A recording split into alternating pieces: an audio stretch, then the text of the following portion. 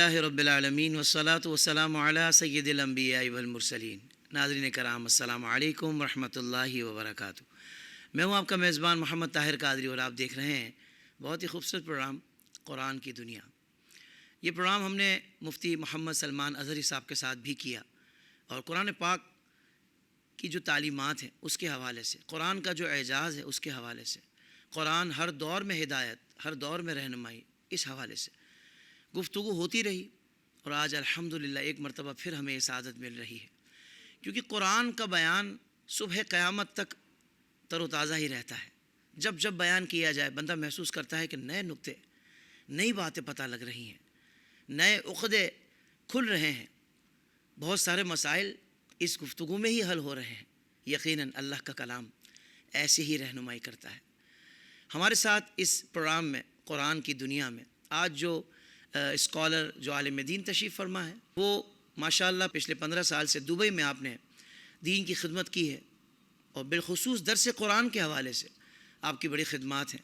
ایک مرتبہ مجھے بھی تراویح پڑھنے کا وہاں موقع ملا اور تراویح کے بعد جب حضرت نے درس قرآن دیا اور اتنا خوبصورت ماحول، اور میں دیکھ رہا تھا کہ دبئی میں بالخصوص اس جگہ پر کہ جہاں لوگ ڈھونڈتے ہیں کہ کوئی ایسی محفل، ایسی مجلس مل جائے جہاں سے ہمیں قرآن و حدیث کی باتیں پتہ لگیں، تو وہاں ایسے مواقع، ایسے سینٹرز کم ہیں، لیکن حضرت کے ہاں جب یہ قرآن پاک کا درس ہوا، ایسا ماحول، ایسی روحانیت، اور پھر ماہ رمضان، اللہ اکبر، ماشاءاللہ بڑا دل خوش ہوا۔ اس وقت سے خواہش تھی کہ حضرت کے ساتھ یہ قرآن کی دنیا اس پروگرام میں ہم کچھ گفتگو کا سلسلہ کر سکیں اور قرآن کے بارے میں آپ سے بہت کچھ جان سکیں۔ اچھا، ایک بڑی وجہ یہ بھی ہے کہ آپ کی خوبصورت تصنیف ہے جس کا نام ہے بیان القرآن فی شان الرحمن۔ ماشاءاللہ آپ نے اس خوبصورت کتاب کو تصنیف کیا ہے جو کہ الحمدللہ اس وقت میرے سامنے موجود ہے، تو اس کتاب سے بھی ضرور آپ لوگ استفادہ کیجئے گا۔ ابھی براہ راست حضرت سے ہم استفادہ کریں گے۔ مفتی بلال احمد مدنی صاحب، الحمدللہ۔ قبلہ آپ کو السلام علیکم ورحمۃ اللہ وبرکاتہ۔ وعلیکم السلام ورحمۃ اللہ وبرکاتہ۔ حضور کیا کہیے گا IDS میں کی تشریف آوری ہوئی ہے؟ ماشاءاللہ بہت خوبصورت سینٹر، بہت خوبصورت اسٹوڈیو، اور خاص علم دین کی باتوں کو پھیلانے کے لیے جو آپ نے بنایا ہے، اللہ تعالیٰ اس کاوش کو قبول کرے اور دنیا بھر میں اس کا پیغام پھیلے۔ اور میں دیکھ ہی رہا ہوں ماشاءاللہ جس طریقے سے آپ کے فالوورز، جس طریقے سے ویورز بڑھ رہے ہیں، الحمدللہ یہ ایک دلیل ہے کہ لوگوں کے اندر ایک شوق ہے علم سیکھنے کا، قرآن سیکھنے کا، حدیث سیکھنے کا، نعتیں سننے کا، سمجھنے کا۔ صرف سننا ہی نہیں ہے، سمجھنا بھی ہے، سمجھنا پھر عمل کرنا، ظاہر ہے وہ ایک اگلا مرحلہ ہے۔ تو اللہ تعالیٰ آپ لوگوں کو کامیاب کرے اور پروردگار عز و جل اہل سنت کا ایک عظیم کام جو اس ادارے سے ہو رہا ہے یہ ہوتا رہے اور آگے بڑھتا رہے۔ قبلہ مفتی صاحب، میں قرآن ہر دور کے لیے رہنمائی، اس پر گفتگو کا ہم آغاز کریں، اس سے قبل میں چاہتا ہوں کہ آپ کی خوبصورت تصنیف بیان القرآن فی شان الرحمن، اس بارے میں آپ ہمارے ناظرین کو ضرور بتائیے۔ یہ اپنے لفظوں میں ہی ظاہر ہے، بیان القرآن فی شان الرحمن، یعنی اس میں جو گفتگو ہے وہ اللہ تعالیٰ کی شان پر مبنی ہے۔ واہ واہ۔ یعنی ہم نے قرآن پاک کی وہ آیات لی ہیں، 300 آیات ہیں تقریباً، جس میں اللہ تعالیٰ کی شان کا بیان ہے۔ دیکھیں جب ہم قرآن پاک کی آیات پڑھتے ہیں بہت ساری جگہوں پہ آتا ہے ان اللہ علی کل شیء قدیر، انہ هو السمیع العلیم، انہ هو الغفور الرحیم، انک انت العزیز الحکیم۔ یہ ہم پڑھ کے ترجمہ کر کے نکل جاتے ہیں، لیکن کیا کبھی ہم نے غور کیا کہ انہ هو السمیع العلیم، وہ سنتا بھی ہے اور وہ جانتا بھی ہے، کیا کیا سنتا ہے اور کیا کیا جانتا ہے؟ واہ۔ تو ایک سیاہ پتھر پر اگر ایک سیاہ چونٹی ہو اور اس کی جو گفتگو ہے، ایک چونٹی کی جو گفتگو ہے، اللہ تعالیٰ وہ بھی جانتا ہے، اور اللہ تعالیٰ ہمارے دلوں میں گزرنے والے خیالات، خطرات، تو میں نے کوشش کی ہے ان باتوں کو بیان کیا جائے کہ جس کی وجہ سے ہمارے دل میں اللہ تعالیٰ کی محبت اور بڑھے۔ جب انسان کے دل میں اللہ کی محبت ہوگی تو پھر ساری اگلی منزلیں خود بخود آسان ہو جائیں گی۔ سبحان اللہ۔ پروردگار عز و جل خود ارشاد فرماتا ہے نا کہ سنوریہم آیاتنا فی الآفاق وفی انفسہم حتی یتبین لہم انہ الحق۔ ان قریب ہم تمہیں وہ نشانیاں دکھائیں گے آفاق میں، کائنات میں، آسمانوں میں، کہکشاؤں میں، گلیکسیز میں، اور تمہاری اپنی جان میں تمہیں نشانیاں دکھائیں گے کہ تمہیں پتہ چل جائے گا کہ یہی حق ہے۔ تو جب انسان قرآن کو پڑھتا ہے اور شان الہی کے پہلو سے پڑھے تو پھر اس کی بات ہی کچھ اور ہوتی ہے۔ سبحان اللہ، سبحان اللہ۔ ناظرین کو میں کہوں گا کہ اس کتاب کا ضرور مطالعہ کیجیے گا، انشاءاللہ بہت کچھ سیکھنے کو ملے گا۔ ناظرین کرام، ٹاپک ہے قرآن ہر دور کے لیے رہنمائی۔ دنیا کی تاریخ گواہ ہے کہ ہر زمانے میں انسان نے ترقی کے نت نئے مراحل طے کیے۔ کبھی وہ غاروں میں رہتا تھا، پھر محلات میں جا پہنچا، کبھی اونٹ اور گھوڑے اس کی سواری ہوا کرتے تھے، اور آج وہ فضاؤں میں سفر کر رہا ہے، مگر ایک حقیقت ہمیشہ سے اپنی جگہ قائم ہے، اور وہ انسان کے لیے رہنمائی کی ضرورت، جو آج بھی ویسی ہی ہے جیسی آغاز انسانیت میں تھی۔ فرق صرف یہ ہے کہ ماضی میں جہالت کا اندھیرا اور آج مادیت کی چمک نے نگاہوں کو خیرہ کر کے انسان کو گمراہی کے راستے پر گامزن کیا ہوا ہے۔ ایسے میں اگر کوئی چیز انسان کو سنبھال سکتی ہے تو وہ صرف قرآن حکیم ہے۔ بے شک۔ یہ وہ کتاب ہے جو نہ وقت کی قید میں ہے، نہ کسی قوم کی محدود ملکیت میں۔ یہ وہ کلام ہے جو ازل سے ابد تک انسانیت کے لیے ہدایت کا سرچشمہ ہے۔ اس کے پیغام کی تازگی آج بھی ویسی ہی ہے جیسی 1400 سال پہلے تھی۔ دنیا کی ترقی علم و فن سے ہے، لیکن قرآن ہمیں یہ سکھاتا ہے کہ دلوں کا سکون صرف ایمان میں پوشیدہ ہے۔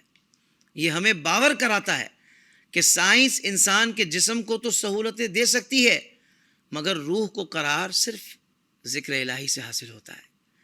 یہ ہمیں عدل، محبت، قربانی اور اتحاد کی تعلیم دیتا ہے۔ چنانچہ زمانہ چاہے کتنا ہی بدل جائے، لیکن انسان کی ضرورتیں یہی رہتی ہیں۔ ہمارے مسائل چاہے نئے ہوں، مگر ان کا حل قرآنی ہدایت میں ہی پوشیدہ ہے۔ انسان چاہے خلا کی وسعتوں میں نکل جائے، یہ دنیا کی تہذیب کے سب سے اونچے زینے پر پہنچ جائے، لیکن زندگی کے فیصلے پھر بھی ہدایت الہی سے لینے ہوں گے، کیونکہ یہ وہ کلام ہے جو رب العالمین کی طرف سے نازل ہوا۔ ناظرین، آج کے دور میں جب انسان کے پاس علم ہے مگر سکون نہیں، طاقت ہے مگر انصاف نہیں، وسائل ہیں مگر مقصد حیات بھلا بیٹھا ہے، ایسے میں قرآن ہمیں یاد دلاتا ہے کہ تمہاری اصل منزل دنیا نہیں بلکہ آخرت ہے۔ تمہاری اصل پہچان دولت نہیں بلکہ ایمان ہے۔ تو آئیے آج کے پروگرام میں ہم غور کرتے ہیں کہ قرآن کیسے ہر دور کے انسان کو رہنمائی فراہم کرتا ہے، اور ہم کیسے اپنی انفرادی اور اجتماعی زندگیوں میں اس کے پیغام کو نافذ کر کے ایک بہترین، منور، پرامن معاشرہ تشکیل دے سکتے ہیں۔ تو آئیے مفتی صاحب تشریف فرما ہے، سوالات کا آغاز کرتے ہیں۔ مفتی صاحب، کہا جاتا ہے کہ قرآن پاک ہر دور میں، بلکہ حقیقت بھی یہی ہے کہ ہر دور میں رہنمائی فراہم کرتا ہے، مگر آج کے جدید سائنسی اور ٹیکنالوجی کے دور میں اس کی مثالیں عملی طور پر ہمیں کیوں کم نظر آتی ہیں؟ دیکھیں، ہم اگر یہ سمجھیں نا کہ قرآن کوئی سائنسی کتاب ہے تو یہ ہمارے سمجھنے کی غلطی ہے۔ قرآن اس سے بہت بڑھ کر ہے۔ قرآن ایسا نہیں ہے کہ وہ صرف سائنسی اصول بیان کرے اور ہم کہیں کہ ہمیں اس میں سائنس نظر نہیں آ رہی۔ قرآن میں سائنس ایک حصہ ہے، پوری سائنس کی کتاب نہیں ہے۔ دوسری بات یہ کہ عملی مثالیں اس لیے کم نظر آتی ہیں کہ ہم پہلے یہ دیکھیں کہ جو عمل کرنے والے ہیں وہ کتنا عمل کر رہے ہیں۔ قرآن تو ایک اصول کی کتاب ہے، اصول تو موجود ہے، ہر زمانے کے، ہر دور کے، ہر زاویے کے اصول آپ کو قرآن میں ملیں گے۔ قرآن کہتا ہے لا رطب ولا یابس الا فی کتاب مبین، کہ قرآن میں تو ہر خشک و تر چیز کا بیان ہے، ہر سالڈ ہو یا لکوڈ ہو، سب قرآن میں ہے۔ اصول اور ضوابط موجود ہیں، مگر جب ہم اس پر عمل کریں گے تو عملی زندگی میں ہمیں اس کے آثار نظر آئیں گے۔ وجہ یہ ہے کہ ہم نے قرآن کو صرف ایک تلاوتی کتاب تو بنا کر رکھا ہے، لیکن اس کا اگلا مرحلہ ہے تدبر، اور پھر ہے اس پر عمل کرنا۔ جب تک عمل نہیں کریں گے اس وقت تک بات بنے گی نہیں۔ ہم سمجھیں کہ قرآن میں صرف عبادتوں کی بات ہے، نماز روزے کی بات ہے، زکوٰۃ حج کی بات ہے اور بس یہیں تک ہی ہے، تو ایسا نہیں ہے۔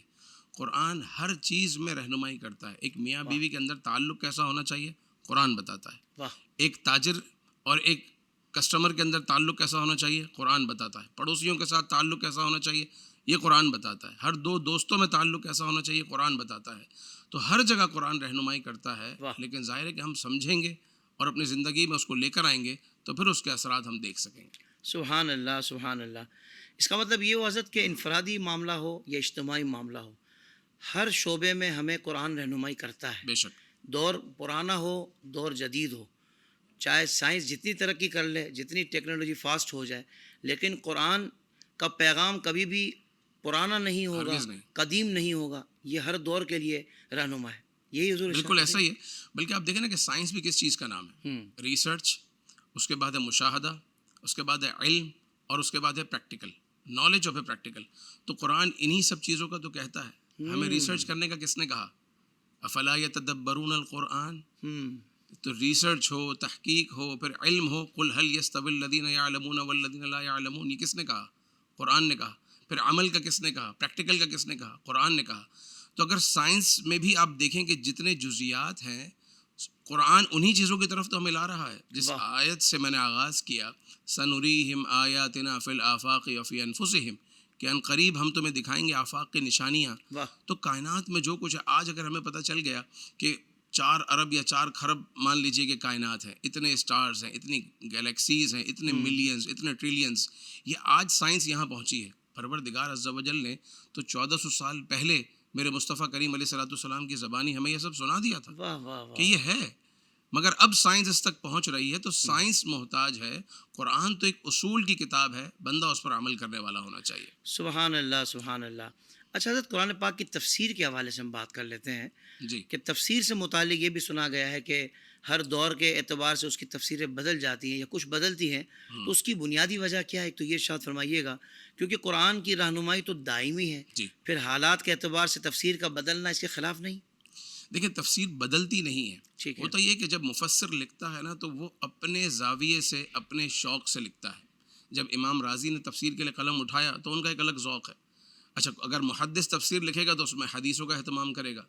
اسی طریقے سے اگر کوئی شخص فقہ میں زیادہ ماہر ہے، مفتی ہے، ابھی جیسے مفتی قاسم صاحب نے تفسیر لکھی، تو سراج الجنان میں آپ دیکھیں گے تو آپ کو جگہ جگہ فتاوی نظر آئیں گے.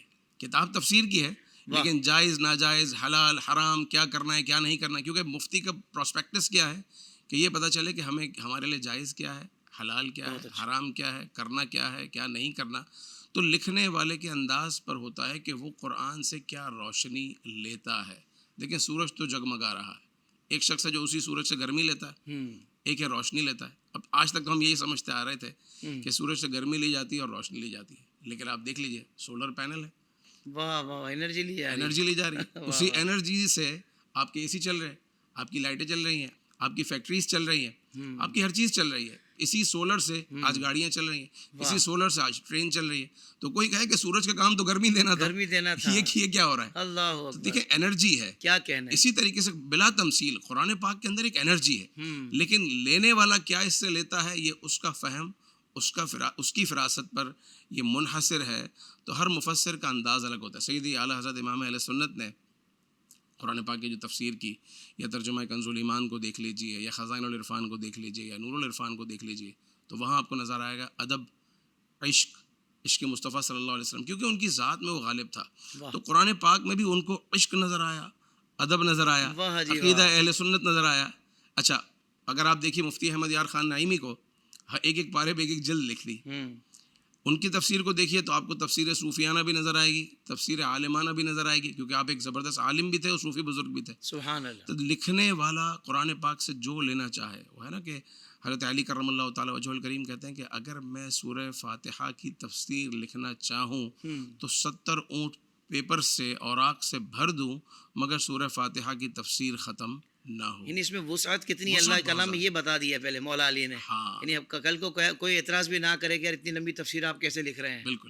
اللہ. تو اب یہ دیکھیں، اور یہ ان کی بات ہو رہی ہے جن کے بارے میں آقا صلی اللہ علیہ وسلم نے فرمایا کہ انا مدینۃ العلم وعلی بابها. واہ واہ، جب دروازے کا یہ حال ہوئے تو شہر کا کیا حال ہوگا. اللہ اکبر، سبحان تو اللہ. قرآن پاک کی دنیا تو بہت وسیع ہے. مفسر اس میں وہ خاص یہ بھی دیکھتا ہے کہ لوگوں کی ضرورت کیا ہے، لوگوں کی ضرورت کے پیش نظر اس بات کو بیان کیا جاتا ہے تاکہ لوگوں کو فائدہ ہو، لوگ قرآن کی روشنی سے اپنی زندگیوں کو منور کر سکیں. تو اس میں یہ احتمال تو نہیں رہتا علامہ صاحب کہ بھائی ایک تفسیر دوسری تفسیر سے مطلب ٹکرا رہی ہے، تو ایک عام پڑھنے والا وہ اس بات میں کیسے تمیز کر پاتا ہے پھر وہ؟ دیکھیں، عام طور پر تو تضاد نہیں ہوتا. ٹھیک ہے. عام طور پر اگر بات کہیں اگر مفسر نے، دیکھیں تفسیر، ایک تو یہ سمجھ لیجئے کہ تفسیر بالرائے حرام ہے. بالکل ٹھیک کوئی ہے. بھی مفسر اپنی رائے سے تفسیر نہیں کرتا. یا تو تفسیر القرآن بالقرآن ہوگی، یعنی قرآن کی آیت کی تفسیر قرآن کی آیت سے ہی ہوگی، یا تفسیر قرآن بالحدیث ہوگی کہ آپ صلی اللہ علیہ وسلم کے فرامین سے قرآن کی تفسیر ہوگی، یا اقوال صحابہ سے ہوگی، یا اجماع علماء سے ہوگی. تو ان چیزوں سے قرآن پاک کی تفسیر ہوتی ہے. تفسیر بالرائے تو جائز ہی نہیں ہے. تو جب ہم نے سمجھ لیا کہ تفسیر ہوتی ہی قرآن سے ہے، یا ہوتی ہی حدیث سے ہے، یا ہوتی ہی اقوال صحابہ سے، تضاد کی بات ہی ختم ہو گئی.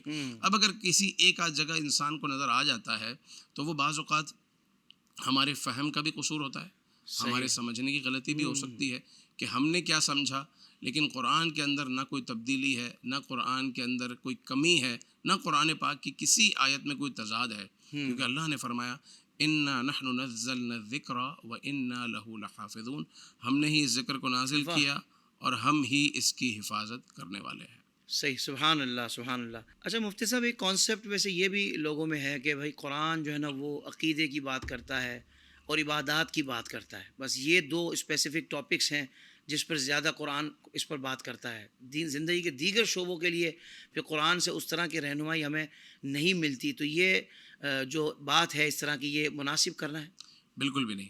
دیکھیں، جس نے جو سنا ہے وہ بات کرتا ہے۔ صحیح، جس نے سنا کہ عقیدے کی بات ہے تو کہتا ہے اس میں صرف عقیدہ ہے، جس نے سنا کہ عبادت کی بات ہے وہ سمجھتا ہے کہ اس میں صرف عبادت کی بات ہے۔ مجھے بتائیے زندگی کا کوئی ایک پہلو، میں ابھی آپ کو عرض کرتا ہوں، کوئی ایک پہلو بتائیں اور اس پر قرآن پاک کی آیت نہیں، آیتیں نہ ہوں۔ دیکھیں، سب سے اہم بات، انسان زندگی گزارتا ہے، زندگی گزارنے میں جیسے ہی جوان ہوتا ہے، شادی ہوتی ہے، شریک حیات، گھر گرہستی، میاں بیوی، اللہ تبارک و تعالیٰ نے عورتوں کے حقوق اور میاں بیوی کے معاملات کو کیا قرآن میں بیان نہیں کیا؟ اور کتنی خوش اسلوبی سے بیان کیا، پوری سورہ نساء ہمیں نظر آتی ہے۔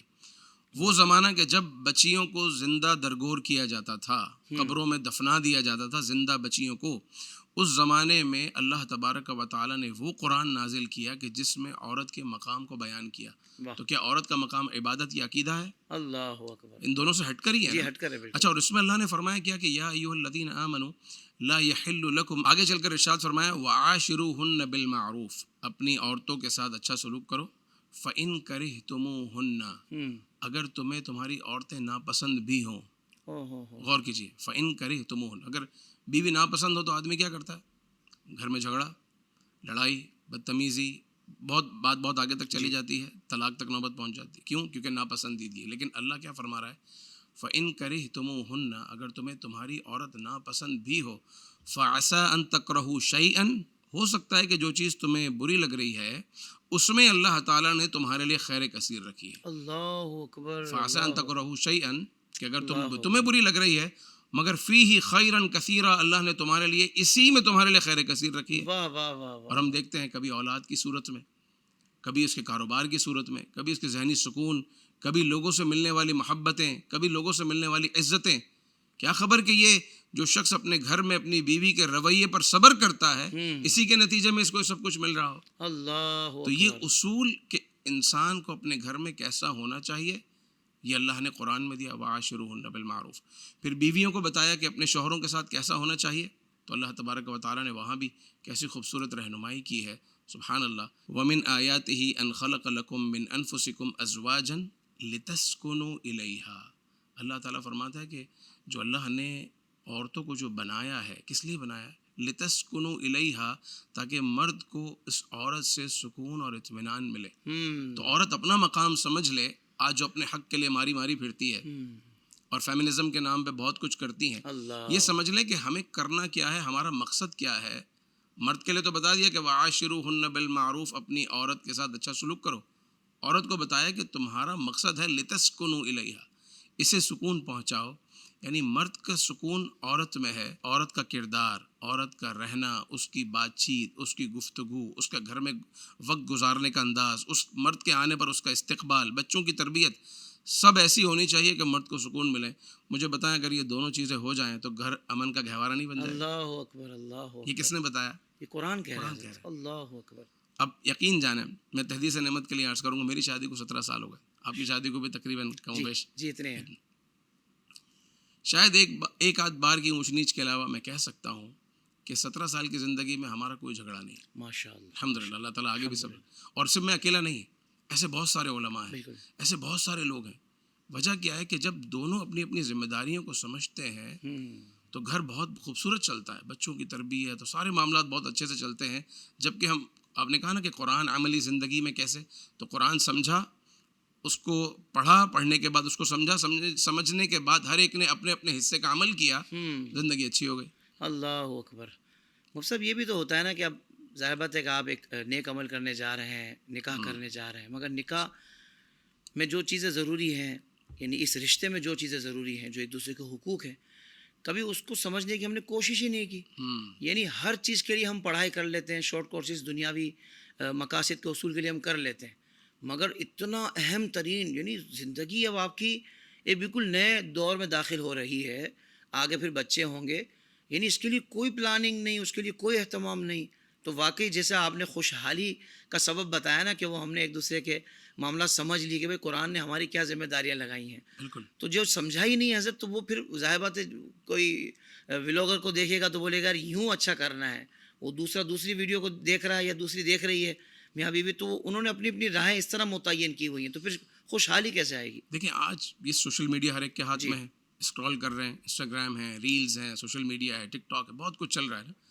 اب ہوتا یہ ہے کہ ہر آدمی یا ہر عورت عام طور پر اگر ہم جنرل بات کریں تو وہ جیسا دیکھتے ہیں ویسا بننے کی کوشش کرتے ہیں، لیکن سامنے جو اس کا پارٹنر ہے یعنی بیوی ہے تو اس کے لیے شوہر، اور شوہر ہے تو اس کی زوجہ، کیا وہ اس چیز کو پسند کرتی ہیں نہیں کرتی. وہ اس کے لیے اس نے اپنا آئیڈیل کس کو بنایا؟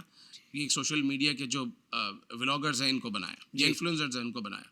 جب قرآن سے رہنمائی لی ہی نہیں تو پھر گھر میں امن کیسے آئے گا؟ ہم نے قرآن کو یقین جانے الماریوں کے اندر رکھ دیا، صرف رمضان میں نکالتے ہیں، کبھی کبھی اس کی تلاوت کر لیتے ہیں، موت میتوں پہ نکلتا ہے، ایصال ثواب ہو جاتا ہے، یہ بھی اچھی بات ہے، ہونا چاہیے. لیکن اس سے اگلا مرحلہ جو قرآن کو سمجھنے کا ہے اور سمجھ کر عمل کرنے کا ہے، جب تک وہ نہیں کریں گے تو جیسا گھر ہونا چاہیے ویسا گھر کیسے بنے گا؟ یہ میں نے آپ کو ایک مثال دی ہے، صرف ایک کہ گھر اور گھرستی کی. اگر تجارت میں جائیں تو ایک بہت بڑی تمہید اور ایک بہت بڑی تقریر ہے اس پر بھی. اگر دیگر حقوق پر جائیں، رائٹس پر جائیں، ہیومن رائٹس پر جائیں، آج مغربی معاشرے میں بھی جو سمجھتے ہیں کہ یار یہ لوگ بہت اچھے ہیں، بزنس میں یہ آ گئے ہیں، ٹیکنالوجی میں یہ آ گئے ہیں، سائنس میں یہ آ گئے ہیں، ان میں ان کا کوئی کمال نہیں ہے. جہاں انہوں نے قرآنی اصول لیے وہاں باکمال نظر آئیں گے. اچھا، اس معاملے میں میاں بیوی کے حقوق، گھر گھرستی، نکاح اور طلاق، یہاں انہوں نے رہنما اصول، قرآنی اصول نہیں لیے تو آج آپ کو مغرب میں سب سے زیادہ جو ریشو ہے وہ طلاق کا نظر آتا ہے. مسلمانوں میں پھر کم ہے، کیونکہ مسلمان چلو کچھ قریب ہیں، اور جہاں قرآن سمجھنے کا سلسلہ ہو تو وہاں تو زندگی کی بات ہی کچھ اور ہوتی ہے. مطلب فیملی سسٹم پہ بلیو ہی نہیں ہے ان کا وہاں پر. جی جبھی کوئی معاشرہ اس طرح ان کے فیملی کا نظام بن ہی نہیں پا رہا آج تک. جی. تو بالکل آپ نے ٹھیک کہا کہ جہاں انہوں نے قرآن والے چیزیں نہیں لی تو وہاں ان کا ہمیں نظر آتا ہے کہ شیرازہ بکھرا ہوا ہے. بالکل. اور ہم نے تو حضرت کچھ بھی ظاہری اعتبار سے اگر معاشرے میں نظر کی جائے تو ہم نے تو واقعی قرآن کی تعلیمات سے ہم لوگ بہت دور نظر آتے ہیں. تو ناظرین کرام، اسی لیے تو یہ قرآن کی دنیا پروگرام ہم نے سجایا ہے تاکہ سمجھا جائے اس بات کو کہ بھائی جب قرآن ہر دور میں رہنمائی ہے تو ہم کیوں نہیں لے رہے؟ ہم کیوں کسی اور چمک کے پیچھے جا رہے ہیں؟ ہم کسی مادیت کے پیچھے جا رہے ہیں؟ ہمیں کون سی چیزیں متاثر کر رہی ہیں؟ بینگ اے مسلم ہمیں غور ضرور کرنا چاہیے، سمجھنا ضرور چاہیے. آپ اگر کمفرٹیبل نہیں ہیں کہ بھائی میں فلاں سے کیوں پوچھوں، میں فلاں سے کیوں پوچھوں، کسی سے تو ہوں گے نا. آپ جس امام کے پیچھے نماز پڑھتے ہیں انہی سے جا کے کبھی پوچھیے کہ حضرت آپ بتائیں نا، میں اس معاملے میں پریشان ہوں، میں تجارت کرتا ہوں مگر مجھے سکون نہیں مل رہا. بظاہر میں سمجھ رہا ہوں کہ میں حلال کام کر رہا ہوں لیکن مجھے ایسا لگ رہا ہے کہ مجھے سکون نہیں مل رہا. تو آپ بتائیے کہ کیا قرآن اس کو حلال سمجھتا ہے؟ تجارت کے مسائل میں ہم نے سیکھے نہیں ہیں. بات تو بہت آگے تک جا سکتی ہے، جس طرح علامہ صاحب نے کہا کہ ابھی مثالیں تو بہت ساری ہیں، اگر اس پہ کلام کیا جو بہت وقت چاہیے، لیکن گفتگو بہرحال اسی طرح ہوتی رہے گی. مفتی صاحب یہ ارشاد فرما دیں، ایک تو ابھی بات ہو گئی کہ زندگی کے باقی شعبوں میں قرآن رہنمائی کرتا ہے کہ نہیں، تو آپ نے بڑی خوبصورت گفتگو فرمائی. اب اگر دور کی بات کی جائے، کچھ نوجوان جو اس دور میں دنیاوی اعتبار سے تھوڑا سا زیادہ پڑھ لیتے ہیں تو وہ کہتے ہیں کہ نہیں، موجودہ دور میں قرآن پر عمل کرنا یہ مشکل ہے، یہ اس طرح ضروری نہیں ہے، اور ہم صرف انہی علم کو لے کر چلیں تو ہی ہم بہترین زندگی گزار سکتے ہیں. قرآن ہماری وہ ضرورت پوری نہیں کرتا جو اس دور کے تقاضے ہیں. اس طرح کی باتیں کرتے ہوئے کچھ نوجوان نظر آتے ہیں، تو وہ ان کی کس طرح کی کم فہمی آپ شمار کریں گے؟ دیکھیں، یہ بھی قرآن سے دوری کا نتیجہ ہے. جی. سمجھتے کیا ہے کہ ہم لوگ عام طور پر جو ایک معاشرے میں خاص طور پر جو دنیاوی طور پر ذرا پڑھ لکھ لیتے ہیں، جی، وہ یہ سمجھتے ہیں کہ قرآن کے اندر یا تو پچھلے قصے ہیں قصے ضرور ہیں، اس سے منع نہیں ہے، لیکن ان قصوں میں بھی ہمارے لیے سیکھنے کے لیے بہت کچھ ہے. لیکن ان قصوں کے علاوہ قرآن پاک کے اصول بھی تو ہے. جی. اگر ہم بات کریں تو قرآن پاک کی 500 آیتیں ایسی ہیں جو یہ بتاتی ہیں کہ کیا حلال ہے اور کیا حرام ہے، اللہ. کیا جائز ہے کیا ناجائز ہے. اس کے علاوہ قرآن پاک کی 89 آیات ایسی ہیں جو ڈائریکٹ آپ سے اور مجھ سے مخاطب ہے. یا ایھا الذین آمنوا، اے ایمان والو. بینگ اے مسلم، ہم نے کیا سمجھا کہ اللہ تعالیٰ نے ہم سے کیا فرمایا. ہر جگہ اللہ تبارک و تعالیٰ نے یا ایھا الذین آمنوا کہنے کے بعد نماز روزے کا ہی حکم نہیں دیا. اللہ نے یہ بھی فرمایا ہے کہ یا ایھا الذین آمنوا اتقوا اللہ وقولوا قولا سدیدا. اے ایمان والو اللہ سے ڈرو اور سیدھی بات کرو. واہ واہ تو اب مجھے بتائیے نا کہ سیدھی بات کرنا یا سچی بات کرنا یا اچھی بات کرنا یہ کیا صرف 1400 سال پہلے کے لیے تھا؟ یہ آج کے لیے نہیں ہے؟ دیکھیں جس معاشرے میں آج تک سیدھی بات ہوتی ہے, آج تک سچی بات ہوتی ہے, آپ ان پر اعتماد کرتے ہیں یا نہیں کرتے؟ بالکل صحیح بات ہے. آج ہماری پر لوگ اعتماد کیوں نہیں کرتے؟ پتہ ہے یار یہ کہیں جھوٹ نہ بول رہا ہوں. تو اب ایک ایسا ایک معاشرہ بن گیا, یہ ایک ایسی فضا بن گئی کہ ہم پر لوگ بھروسہ کرنے کے لیے تیار نہیں. اگر ہم کہیں ڈاکومنٹ سبمٹ کرتے ہیں, میں آپ کو دبئی کی بات بتا رہا ہوں, اپنے کہیں ڈاکومنٹ سبمٹ کرتے ہیں, ہمیں ویریفائی کرنے کے لیے 2-3 مراحل سے گزرنا پڑتا ہے. اس کو ویریفائی کروانے کے لیے کیوں کرنا پڑتا ہے؟ یو ایس میں آپ دیکھیے تو سچویشن بالکل الگ ہے. وہاں آپ کوئی بھی ڈاکومنٹس دیتے ہیں کیونکہ وہ یہ سمجھتے ہیں کہ اگر ہم فیک ڈاکومنٹیشن نہیں کرتے تو سامنے والا بھی فیک ڈاکومنٹیشن نہیں کر رہا. لیکن ہمارے انداز ایسے پچھلے دنوں یا پچھلے سالوں میں یا گزشتہ چند صدیوں میں رہے ہیں کہ جس کی وجہ سے اب لوگوں کا اعتماد اٹھ گیا. جی آپ کہیں پر موبائل رکھ کر جائیں, آپ سوچتے ہیں کہ آدھے گھنٹے بعد آپ کو وہاں سے ملے گا. سوال ہی پیدا نہیں ہوتا. کیوں؟ کیا اس معاشرے میں مسلمان نہیں رہتے؟ اللہ اکبر. دیکھیے یہی تو قرآنی اصول ہیں کہ جن کو چھوڑ دیا, جن پر عمل کرنا چھوڑ دیا, اچھی بات کہنا. اللہ تبارک و تعالیٰ ارشاد فرما رہا ہے کہ خذ العفو وأمر بالمعروف وأعرض عن الجاہلین. اتنے واضح پیغامات ہیں کہ بھائی معاف کرو. اگر آپ کے ساتھ کوئی برا کرتا ہے, آپ کی گاڑی کا کہیں ایکسیڈنٹ ہو جاتا ہے, کوئی بائک والا آپ کو مار دیتا ہے, کوئی ہٹ کر دیتا ہے, کبھی کوئی فون پر اونچی آواز کر لیتا ہے, معاف کر دو یار. خذ العفو وأمر بالمعروف, اور اچھی بات کرو, جاہلوں سے بہراز کرو. کتنے جاہل بعض اوقات منہ لگتے ہیں, ہمارے آمنے سامنے ہوتے ہیں, ہم کبھی ڈرائنگ روم میں اپنے دوستوں کے ساتھ بیٹھے ہوتے ہیں یا ایک جرنل ڈسکشن چل رہی ہوتی ہے, کبھی کبھی کوئی بڑی عجیب و غریب بات کر دیتا ہے. اب ہم کیا, یا آپ سوشل میڈیا پر ہی دیکھ لیجئے نا, کوئی ایسی پوسٹ کر دیتا ہے, ہم سوچیں کہ ہر پوسٹ کا ہر جاہل کا ہمیں جواب دینا ہے, ہمیں کمنٹس کرنے ہیں, جاہلوں سے منہ موڑ لو. یہ قرآنی اصول ہے, اور یہ 1400 سال پہلے کے لیے نہیں ہے, یہ آج کے لیے بھی اور صبح قیامت تک کے لیے بھی ہے. کیا کہنے ہیں. تو دیکھیں جب ہم ان باتوں پر, اور یہ میں چند مثالیں دے رہا ہوں, دیکھیں ایک پروگرام میں چند مثالیں دی جا سکتی ہیں. جب قرآن پڑھیں گے الف لام میم سے لے کر والناس تک, یا پہلے قرآن پاک کی ان آیات کو لیجئے کہ جس میں اللہ تعالیٰ نے ڈائریکٹ ہم سے بات کی ہے, یا ایھا الذین آمنو. پھر ان 500 آیات کو لیجئے کہ جس میں حلال و حرام و جائز و ناجائز کا بیان ہے, آپ کو پتہ چلے گا. اس کے بعد پھر آپ قصص اور واقعات پر آئیے, پھر آپ کو اندازہ ہوگا کہ قرآن کے اندر کیا نہیں ہے. مگر وجہ یہ کہ چونکہ ہماری دوری ہے, تو اب ایک آج کا نوجوان یہ سمجھ لیتا ہے کہ اگر مجھے کچھ سیکھنا ہے تو کالج یونیورسٹی ضرور جائیں, وہ بھی سیکھیں, لیکن قرآن میں میرے لیے کچھ بھی نہیں ہے, اس لیے کہ آپ نے قرآن کبھی کھول کر اس انداز میں دیکھا نہیں ہے. دیکھیے سائنٹسٹ گزرے جو پچھلے, وہ لوگ جو اسلام سے قریب تھے اور وہ لوگ جو قرآن سے قریب تھے, اس وقت عرب کی حالت کیا تھی, کیسی تھی عرب کی حالت؟ یعنی بچوں کو زندہ دبا دینا, جہالت, ایک دوسرے کو گالیاں دینا, معاذ اللہ برا بھلا کہنا. مگر جب قرآن پر انہوں نے عمل کیا تو 23 سال میں ایک ایسا انقلاب آیا کہ یہی مسلمان آدھی دنیا پر حکومت کر رہے تھے. کب کہ جب قرآن سنا اور اس پر عمل کیا, تو پھر اللہ تبارک و تعالیٰ نے ان کے لیے کیسی فتوحات رکھی کہ دنیا پر ان کی حکومت تھی. تو آج بھی اگر نوجوان, ہمارا نوجوان, ہمارے لوگ, ہم مسلمان قرآن پر عمل کریں تو کامیابی ہماری منتظر ہے. یعنی مفتی صاحب آج کے مغربی نوجوان کو جو وہاں سے پڑھا ہوا ہے, مغربی تعلیم پڑھا ہوا ہے, یعنی آپ اس کو چیلنج کرتے ہیں کہ بھائی وہ آئے ہمارے پاس, یعنی آپ کے پاس آئے, اور پھر وہ آپ اس کو بتائیں گے کہ بھائی قرآن کی تعلیمات ہر دور کے لیے اور نافذ العمل ہے, یعنی یہ آپ کی طرف سے ایک چیلنج ہے. بالکل ایسا ہے, بالکل ایسا ہے. میرے پاس نہیں, کسی بھی عالم دین کے پاس سم ٹائم یہ ہوتا ہے نا مفتی صاحب کہ وہ اس کو سمجھ ہی نہیں آ رہا ہوتا کہ واقعی کہ یہ بات ہے تو کس طرح ہے. ظاہر بات آپ کے جیسے اہل علم جب بتائیں گے تو ہو سکتا ہے وہ سمجھ جائے بات. جی بالکل ایسا ہی ہے کہ قرآن پاک میں ہر چیز کا بیان ہے اور ہر دور کے لیے ہے, ہر مسئلے کا حل ہے قرآن پاک میں. بندہ سمجھنے والا ہونا چاہیے اور اس سے محبت کرے.